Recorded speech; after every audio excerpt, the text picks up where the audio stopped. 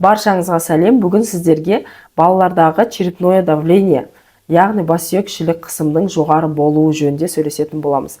Бұл бассүйек шілік қысым балаларда қай кезде болады, қай кезде бассүйек шілік қысымды емдеу керек, қай кезде емдемеу керек, және қандай әдістер арқылы бұны анықтауға болады.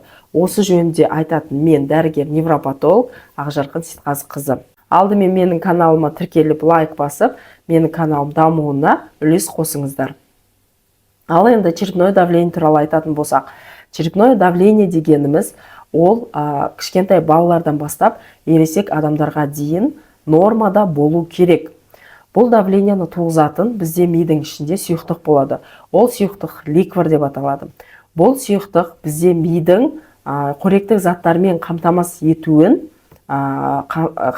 етуіне жауап береді. Егер ликвор мида жоғары болып кететін болса, онда ми тіндерін басып, бассүйек шілік қысым пайда болады.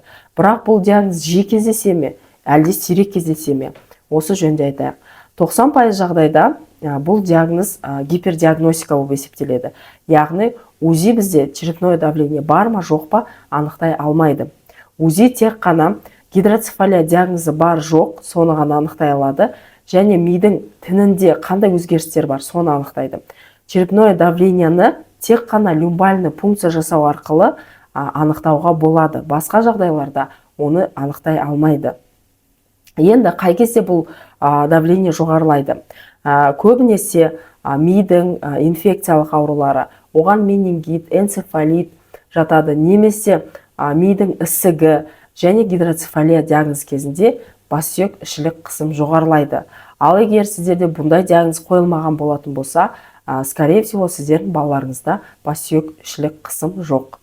Яғни бұл диагнозды қоймас бұрын бірінші баланың дамуына қараймыз. Егер балаңыз уақытылы дамып жататын болса, бала басын ұстап жататын болса, аяғын тірейтін болса, рефлекстерінің барлығы нормада болатын болса, бірақ сіздерде УЗИда гипоксические изменения, постгипоксические изменения, увеличение желудочков деп жазып беретін болса, онда сіздер жалпы баланың состояниясына қарап, УЗИдің примерно өлшеміне қарап, невропатологтың айтқанымен салыстырып, сіздерде, скорее всего, норма здоровый бала болып шығады. Ал егер действительно баланың черепное давлениесі жоғарылайтын болса, ондай балалар көбінесе стационарда, кейбір жағдайларда реанимацияларда емделеді. Өйткені действительно черепное давлениесі жоғары балалар үй жағдайында жаңағыдай өмір сүре алмайды. Өйткені оларда кәдімгідей ауыр инфекциялық процесс, немесе ауыр жаңағыдай гидроцефалия сияқты диагноз, немесе мида қандай да бір ісік па, қан құйылу ма, бір сондай өзгеріс бар деген сөз. Басқа жағдайларда сіздің балаңыз көбінесе сау. Яғни менің айтайын деп отырғаным тоқ етері. УЗИ бойынша черепное давление диагнозы қойылмайды. Яғни егер сіздерде умеренное увеличение желудочков и баланың жағдайы, дамуы, шағымдары жоқ, ұйқысы тыныш, барлығы жақсы болатын болса, онда сіздің балаңыз сау деген сөз. Егер действительно черепное давление бар болатын болса, онда сіздер диагнозды анықтап, содан кейін ғана лечениені бастаңыздар.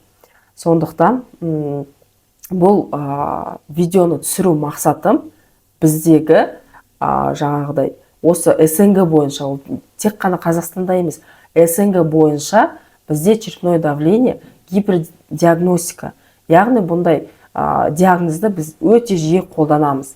Мен де кезінде қойғам ондай диагнозды, бірақ көп зерттеулердің арқасында, шетелдік оқуларды оқудың арқасында бұл диагнозды бізде гипердиагностика екен түсініп, басқа аналар да, басқа біздің қазақтың жаңағыдай қыз келіншектері білсін деп осы видеоны түсіріп отырмын.